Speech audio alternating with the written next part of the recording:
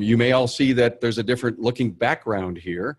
I'm in a conference room at the Napa headquarters in Atlanta in beautiful Cobb County. Boy, guys, is this a beautiful facility? Sure. Unbelievable. Yeah, and talk. It's brand new. I think a couple of years. And so, what are we all doing here? Wow, you've all heard me talk on the show about the Napa 2020 Expo. And part of the National Auto Care Advisory Council is who my guests are here today, and we're going to talk about employee loyalty. And I was so honored to be invited down here to hang with this great group and to make all those great plans. So thank you to Napa for the hospitality. But I want to thank Jasper for all their support for the show. You know, here's another reason to choose Jasper. It's their commitment to continuous improvement. Now, their investment in research and development, product updates, and remanufacturing processes means Jasper provides the perfect product. Visit jasperengines.com. With me is Roy Foster in upper left camera corner from Roy Foster's Automotive in Reno, Nevada. Hello, Roy. Hey, good morning. Nice to see you. Nice to see. Yeah, it is. It is all of a sudden. Steve Finzel from Finzel's Master Tech in Terre Haute, Indiana. That's me over here. Oh, why did I? Oh, you're absolutely right. It's you over there, Steve. Sorry. Hello. Wow. Okay. And then to my right, here in your bottom right-hand corner of the screen, is Donnie Hudson from Troy Auto Care in Troy, Michigan. Thanks, Carm. Pleasure to be nice here. To have Honored you. to be here. Nice to have you guys here. Thanks to NAPA for pulling this together. So, employee loyalty. It was so interesting being here for a day and a half and hanging out with all the great topics that NAPA is going to prepare for Expo 2020. I couldn't help but hear all about the value of that. So, I really want to start with you, Steve. You know, why are we talking about this? Why is it so important to talk about employee loyalty? I really feel that employee loyalty is about having relationships and creating relationships. How important that is in the shop for shop flow and just the want to come to work. Oh, isn't that cool? I mean, yeah. I mean, if you're going to work for 8 to 9 to 10 hours a day, you want to have some fun doing it, right? Exactly. And so how do you develop a want, guys? You create an atmosphere of want. And by creating an atmosphere is you create a family atmosphere in my shop, and that works very well for me. And we include their family, not just the employees, but their employees' family. But you want to create a fun, ever-changing, think outside the box type atmosphere. He just said include the employee's family. How do we do that? Well, we kind of touched on it a lot this morning when we were talking about not only trying to create the family atmosphere at the shop, including the family that they have. And sometimes your potential employees or your employees are looking for that family atmosphere at work. And that's the only place they're getting it. Yeah, definitely. And I think another thing is, you know, we do events and stuff with our employees. We invite their families. It's always great to, you know, outside the workplace, be with the families, get to know the spouses, the kids. It's always a great experience. Okay. All right, Roy, I want to know what kind of events. So we have a minor league baseball stadium in our town. So that's always a great thing during the summer.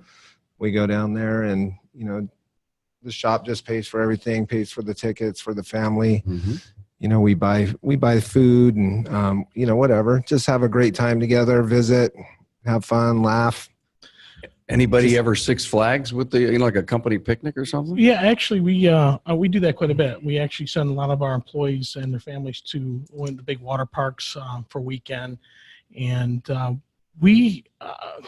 our family events with our employees are usually done at the shop, and we create a barbecue, but we make it a whole fun thing. We have them bring the kids. We have them do pit challenges. We have them change tires. We keep it fun up there. We have a puzzle.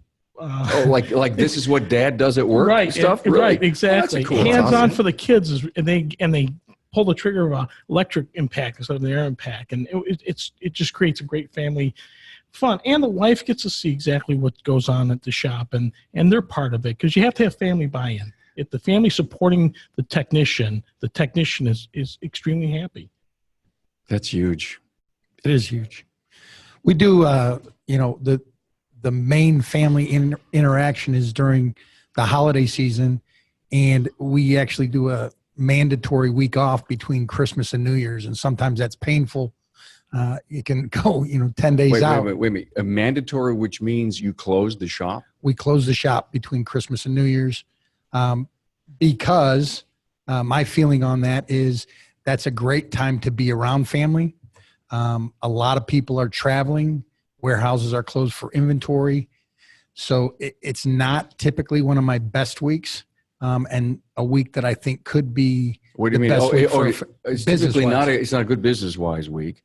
And so that's a good reason, top of your list as to why you would want to close. Good for the family, good for the employee, not so good for the business because you're going to have a lot of costs. Right. You'll have the same amount of costs open or closed, but there's not that much revenue to cover. So why not invest? When you're closed, there's none. Yeah, exactly. but it's kind of like a priceless benefit. Right. You can't recover it. But, every time I hear guys talk about, closing down and going to major training events, I hear that the guys make it up somehow. Right. Yeah. That's what I was going to say. It may be a short-term loss, but that, that'd be a big win. What an awesome benefit. Yeah, that's great. Roy, I'm sorry. Go ahead, Donnie. I was just going to let you know, Carmen, in today's communication seems to be extremely important in our business, in our technicians. And our technicians want to be they want to feel involved, and they want to feel that they have a say, and they're part of your team. They're actually part of your team. And when you take time to listen to them and get their feelings and their thoughts out, that drives a whole motivation itself. They're motivated to come to work. They're motivated to work for you because you're taking time to listen to them. And there's nothing wrong with corrective criticism. Hey, if something's not working, let's work together and find something that's right.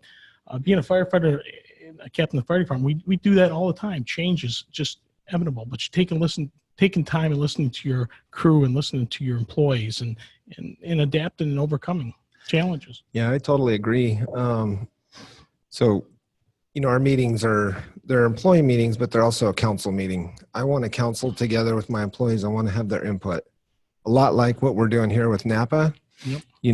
It's not the president of NAPA deciding everything. He wants our input because there's a value because we're the boots on the ground. We know what's going on. And, we have valuable input to their program, just as our employees will have valuable input to ours. And taking a step further, like say creating policies, procedures, things like that, it's great to involve the employees. Absolutely. Because there's a buy-in. Yep. They've developed it. They're on board.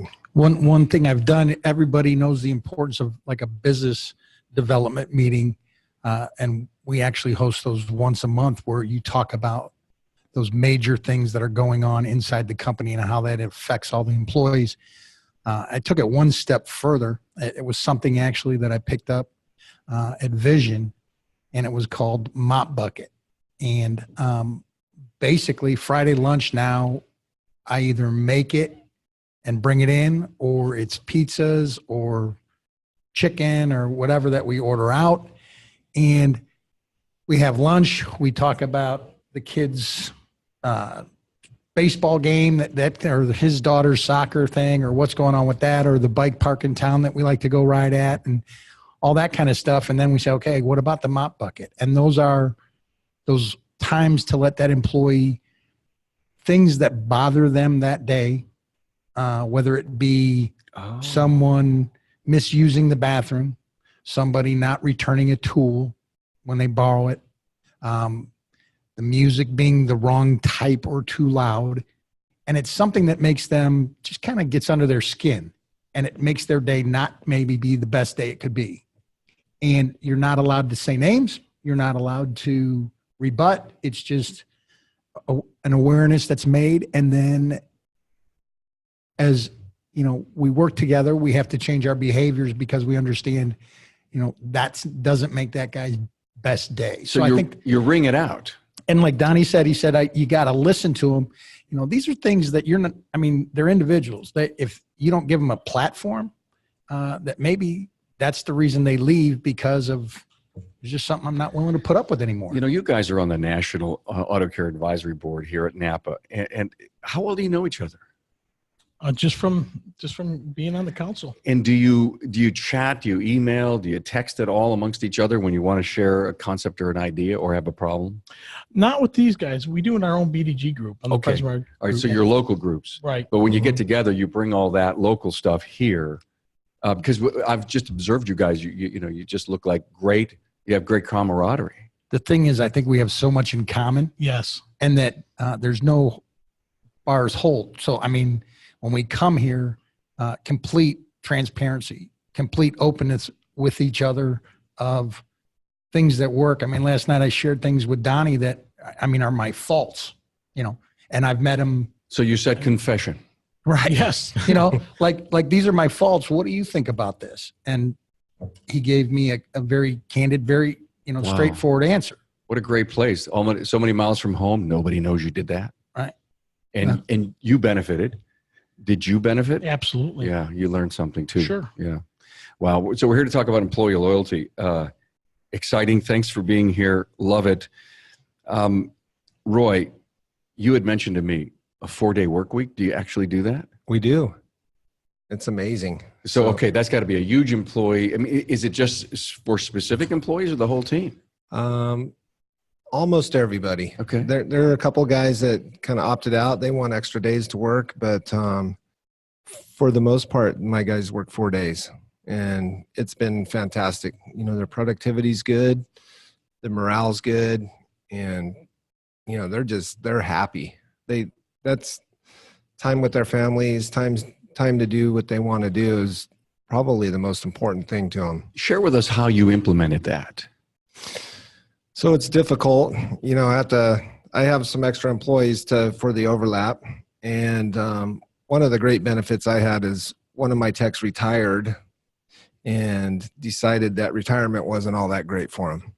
So, you know, all his friends were at work, nothing to do during the day except for the honey-do list that he got on the fridge every day. So he's like, yeah, Roy, I'd really love to come in and, you know, work a couple of days. So that's worked out. So I've been able to plug this guy in, you know, and so he's your buffer. Yeah, he's my buffer, and you know, he fills in the gaps, and it's been fantastic. And what's your hours and how many days are you open? Right. So we're open 6 days. So Monday through Friday, we're open 7 to 6.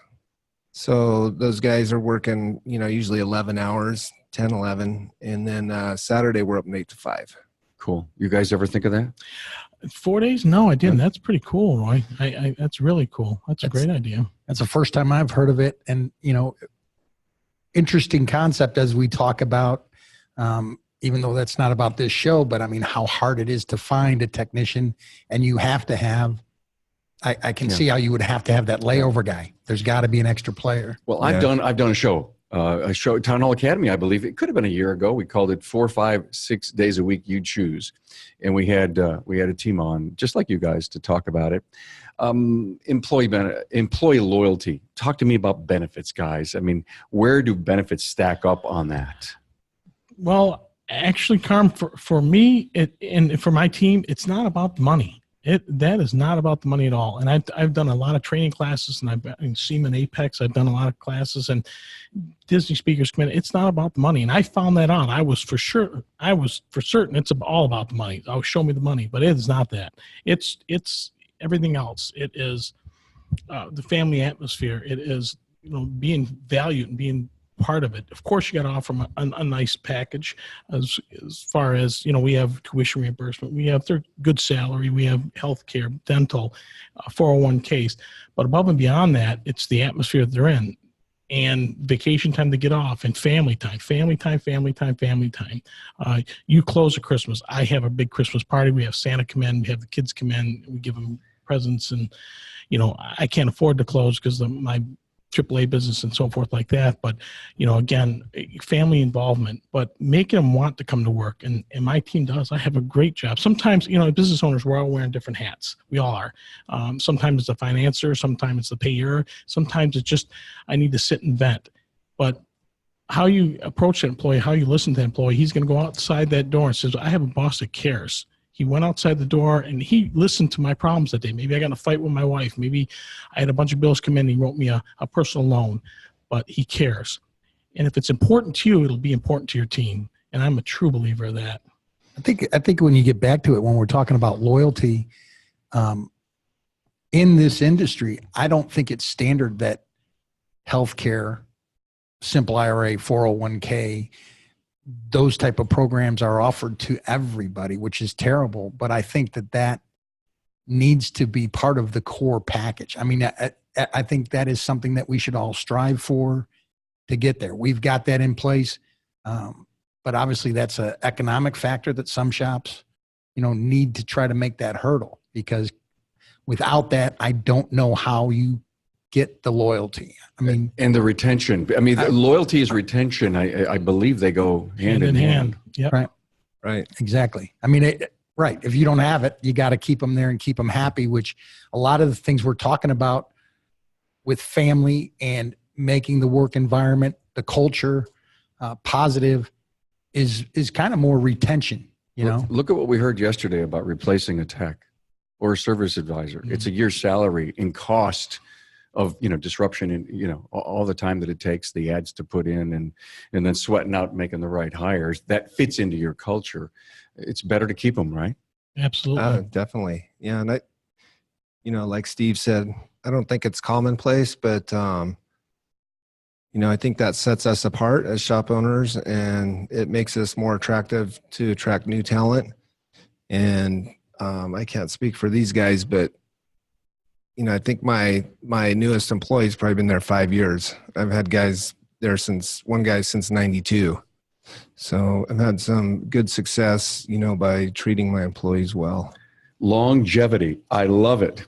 Hey, everyone. Family keeps their vehicle an average of 11 plus years. I mean, you guys know that, right? Yep. Mm-hmm. The cars are old in your markets. I mean, you got a good mix, right? Yep. The sweet spot's good, right? That's great. Well, where's the first place to turn when the drivetrain fails? Why, Jasper Engines, of course. An engine or transmission is a major purchase, and it should be trusted to a 100% associate-owned company for quality, remanufactured products. Thanks, Jasper, for supporting the Town Hall Academy. Hey, I want to thank again Roy Foster from Roy Foster's Automotive in Reno, Nevada, Steve Finzel from Finzel's Master Tech in Terre Haute, Indiana, and Donnie Hudson right over here from Troy Auto Care in Troy, Michigan. I was thinking as you guys were talking about benefits, is how do you end up really gauging, putting that thermometer, that probe into an employee? And I don't mean to, how do you get the temperature of loyalty from your people? I think a lot of it is just based on, their attitude. They're happy to be at work. They're happy to be, working for you, and they're getting along and they're helping each other. You see it come through in a lot of ways. And Roy's exactly right. And how you monitor that and stay on top of that is weekly meetings. You have to communicate with your team. You have to bring them in. You have to have buy-in from them, and having weekly meetings is important. Communication is important. A lot of time, the left hand needs to know what the right hand's doing all the time. And when it's not, then you're creating a very not great work atmosphere. Absolutely. Yeah. Big believer in the weekly meetings, since we've been doing that in our business, that, definitely a lot more cohesiveness, more productivity.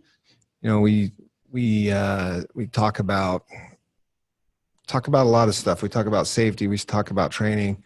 We talk about our KPIs. We'll be focused on one or two of those each week. And, that translates to more dollars in their wallet, as they get buy-in and we're all on the same page with the same focus.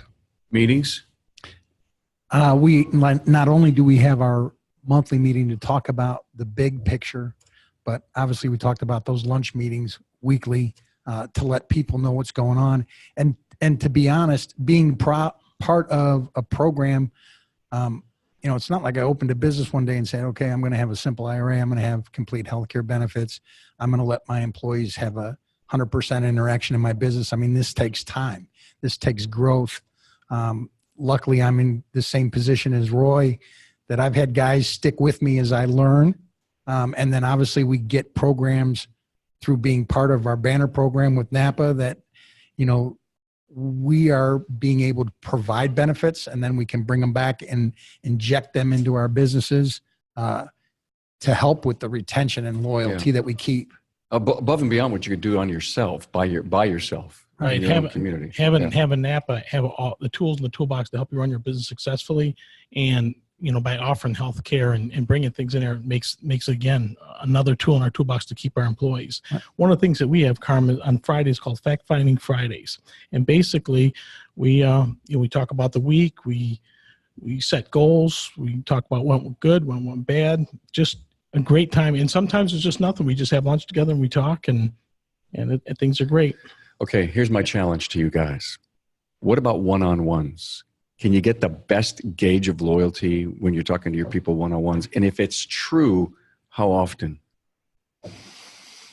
One-on-one employee development meeting is once a month, right? But that once a month means like once a quarter, because we all know how the busy days go. Okay, well, you're an honest man. And a lot of times though, those guys, obviously the weekly platform gives them a chance to speak to the mass. But sometimes you have to give them a moment to speak to you one-on-one. And if we can't get a monthly meeting and it ends up being once a quarter to kind of review where you're at personally and all that, even just a handshake, a hello, a goodbye, walking in the guy's bay, asking something personal, and then say, is everything going good? How you doing? You know, you can kind of tell when people are stressed out. You can tell when they're fired up. I think that's part of the relationship and creating that, hey, I care about you individually. Are you getting your best employee loyalty index from the one-on-ones? I think so. Okay. How about one-on-ones? You guys doing them? Yep, we do. Yeah, we do them once a month. Well, actually, we do them whenever employees always have. I have an open door policy at work, so they can come into my office anytime they want, and we sit down and talk. How often does that happen, Donnie? 3-4 times a week. That's great. Again, it's a communication barrier. There's two things that I wanted to share with Roy and Steve. Something that we did, and I just thought about this because we do a lot of fundraisers in our community, which I'm sure you guys do as well. You know, being involved in the community, doing business is important. Yep. Well, I took that one step further. So I challenged my Napa team in Detroit, and I says, when we do fundraisers, if I tie my employees to that, will you guys help us? Because when we do big fundraisers at BDG, Napa, we're totally on board. Whatever you match, we'll match. Well, they did. They took that one step further. So I have employees that say, I'll give you paid time off to do a charity of your, whatever you want to do as far as charity, but you have to get back to the community. Uh-huh. Maybe you got somebody that wants to do something for the Kidney Foundation or whatever charity you want. And they'll do that. And they've come back after they're off a day or two doing that event, and Napa sponsors what we match, and we match. And they come back with a totally different They feel good because they just did something for charity, and it shows. And then it radiates around the whole team. It's incredible. That's a great idea, because when we do community charity work and I want my people to be involved, it's like I give them another assignment, and it's not their choice. That's awesome. Yeah, we've done some service work in the community. Our BDG does a lot, but myself and our employees and family members have gone to our local homeless shelter and prepared and cooked and served food. It's awesome. It's been an awesome experience as they have that opportunity to give back in the community, and they're doing it side by side with their peers. And they feel good about doing that. They feel great. Yeah, it's been an amazing experience. Well, what better way to solidify the relationship that you're saying this isn't about me, this is about you. That's and right. I'm going to support you, and I'm not judging what it is. Do it. That's a big trust builder. Hey, everybody hanging out on Facebook with us, please give us a share. I think we're really nailing some good stuff here. And so much, like you said, Steve, this didn't happen overnight. I mean, so much of what we do on the podcast is to show our industry at whatever level that they're at, that there are really cool things that you can do in a certain evolution of your business. And I know you guys are mature, you've been around a long time, and that's why we talk to the real well-established shop owners so that they can share. I mean, God, we should do a show on all my missteps, right? And, we'd be on for 3 hours talking about those. I appreciate the humor here, but part of that, because it was always ugly on the way up, but you never really knew how successful you really were until you stopped every once in a while and looked back, right? Right. And so what I keep hearing from you as we're talking about employee loyalty is culture. I mean, you've developed a culture where your people walk forward and say, hey, let's do a fundraiser. Love to come to work. Want to be at those meetings. I want to share.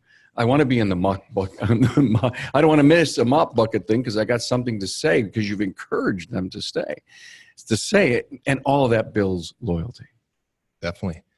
Yeah, so culture, it's basically cultivating, right? So we're cultivating this environment that we want to have with our employees, and we're like cultivating a crop. We're nurturing it, we're tending to it. And same thing with our employees and our businesses. They need that constant nurturing, that constant attention, and we need to have that focus. And I really like what Donnie said about the open door policy, not to go backwards, but that's part of the culture too, having that. My employees, same thing. They come into my office regularly, they'll talk about things. And the other thing, I think it's important that we, pat them on the back. We go out and say, absolutely, man, great job. Thanks for doing that training. Your work's great. Thanks for being so careful and not having comebacks. We need to acknowledge the good things that they're doing. As praise in public, criticize behind closed doors. Are we doing enough of that as an industry internally? If we were, I think we would have a better image, wouldn't we? Yeah. I mean, as far as what the consumer thinks of what we do. I would think so. I'm kind of stuck that I was like, when they're talking about the open door policy, that kind of goes without saying is what I was thinking. I'm thinking how many times guys just walk in like that. Right. But maybe some of the listeners out there today don't realize that their employees feel shut off from them. And I guess that's part of the culture that's been built, that now we just take for granted that if they need to say something, you're available 24/7 really, but that's why you're here. You're paying your concepts, your ideas forward, insights, best practices. I mean, that's what we do on the show. Right. And we always, we put the mics down, we're all over with, and we say is a collective effort. And all the podcast alumni, I hope I help someone move one step better. Absolutely. Definitely, yeah. or realize that maybe my door's shut. Let's open it. Yeah. Or realize that I've closed myself off from my team. Right. And it's one of the worst things to do. And, they always say that people quit people, they don't quit companies. Right. And so you have to always, when you lose somebody, you have to always take that very close introspective look in the mirror and say, was it me? Exactly. Yeah, I know. Yep. And that's a humbling moment. That's a humbling moment for people to realize that, even though that person who left may not tell you the straight up, if you sit down with them. I mean, I've been there. Yeah. Right. And as much as they've told me, no, Carm, it wasn't you, I could probably go back and not spin myself into a deep, dark hole, but say, yeah, okay, I heard him, but I'll take 50% in the truth and realize I may have done something, misstep somewhere along the line. There's always two sides of the story. There always is. Hey, employee loyalty, guys, paid training. I mean, is that a huge factor in loyalty? Absolutely. Actually, there was two things I want to talk to you about. Perfect. Is paid training. I absolutely believe in that. If you're expecting your employees to go, you absolutely should make sure they're compensated and paid. One of the things I do for all my techs is we shut down. We run a skeleton crew during Apex, and I bring them all out to Apex and their families, and I give them money to have a good time with, and as long as they're attending classes. Wait a minute. Let's stop and one more time. You take the families to Apex. Correct. You're setting the bar pretty high, Donnie. Well, I don't know. I don't have the 4-day weeks. Well, we just need did to bleep that. We just did for Vision. We were left a skeleton crew at work Friday, shut down that Saturday, and I had all 10 people at Vision Saturday and Sunday, all in class, all doing different things, all doing it together. And again, another opportunity to be a team. So when we come back from Apex and SEMA, so the guys that that ran the Skeleton Crew, the very first thing is, how do I get to go to SEMA next year? How do Okay. I get to go? All right. on Well, that? cool. So, Are you going to do that for Expo 2020? I actually bought 3 packages. So I am taking right. a service writer and a technician, So and there's a spiff program or incentive deal involved in that's that. great. You know, to decide who really should go in their eyes. I kind of am looking at it like who needs to go.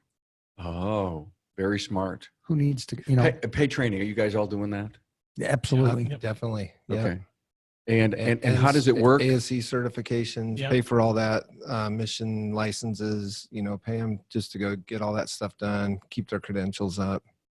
It's Matter of important. fact, we were talking about training in May's big meeting is that we have 4 mandatory training that we want to through Napa Auto Tech that comes through the local community college. And there's some other shops in my BDG group and in the area that are just not taking advantage of this. And I asked my guys, I'm like, hey, what would it be? Can we do the training during the day?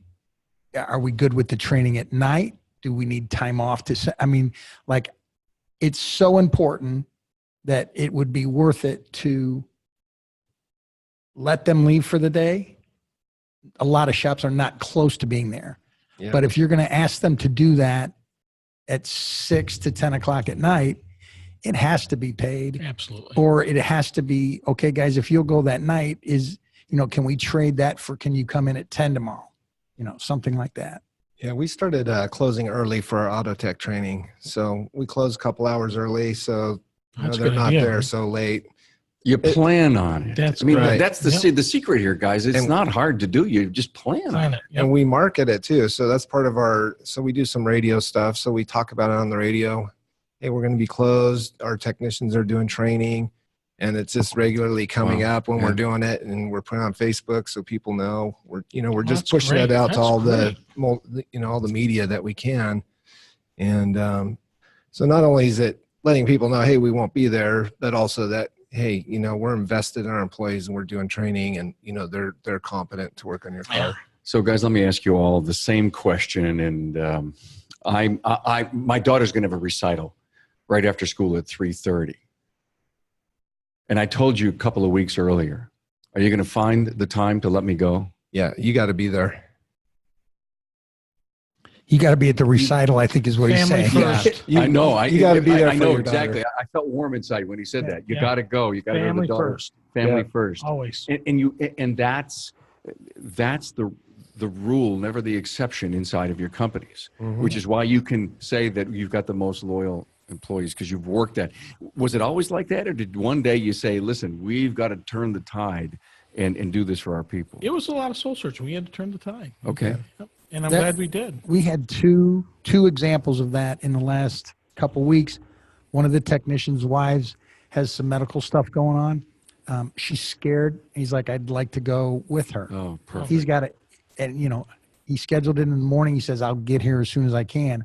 I'm like, if she's scared, you need to be there with her. Another one was literally one of my general service technicians and his girlfriend. There was a terrible car accident, and somebody she worked with closely for years was involved and passed away. Mhm. And he said, again, I know it's not my deal, but I want to be there for her. I'll get out of there quick and I'll get back as quick as I can.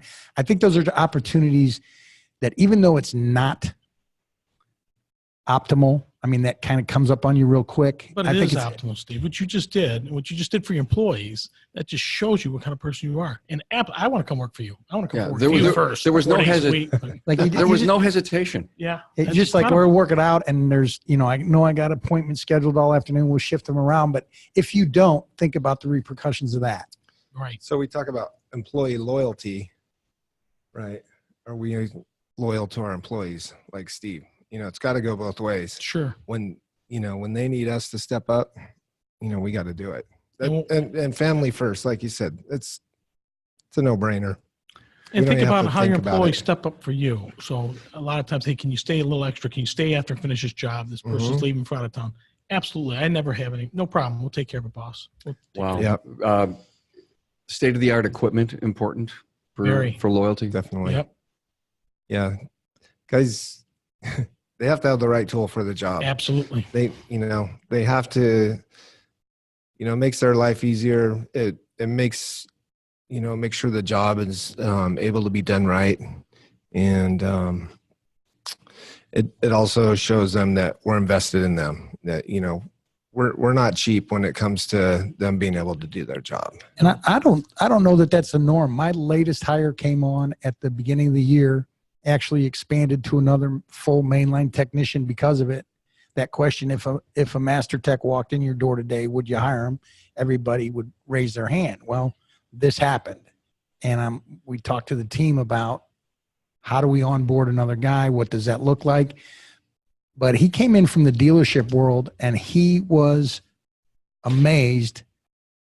He had no idea that in the aftermarket that there were shops that had that kind of equipment that he could actually not only do his job, but he could advance. He could use, like, sounds crazy to me, but dealerships that don't have pressure transducers and they're diagnosing cars. And he's like, I've always seen that. I've always wanted to use it. I've never had the opportunity. And you're thinking, that's what I did it so we could diagnose cars. We have to have the equipment to fix the car. A nice thing about getting somebody from the dealership, Steve, is now he's not just flavored on Chevys or Ford. He's flavored on everything. Right. Because you got vast majority of different cars coming in. Yeah. Wow. Really, you guys have knocked this out of the park. I do have a summary comment, and I do want to go around the room and get your final thoughts because we have to go in for more meetings. Isn't it amazing? Huh? Yeah. You guys are being paid pretty big bucks to be here, so we got to deliver on the goods.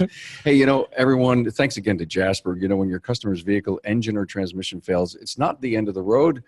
Remember, a remanufactured drivetrain product from Jasper Engines and Transmissions will give your customer's car a new lease on life. Go to jasperengines.com. Thanks, Jasper, for your support. Guys, here's my takeaway. You gave us some great tactics regarding employee loyalty, but there's no doubt the umbrella over it is that you guys have fabulous cultures in your business. That really is the anchor, if you will. And thank you so much for being here. Great to have met you guys and hung out with you for a couple of days. Yeah, let's go around the room. Roy, I'll give you the last word here. Your last word. Yeah, I just appreciate the opportunity, Carm.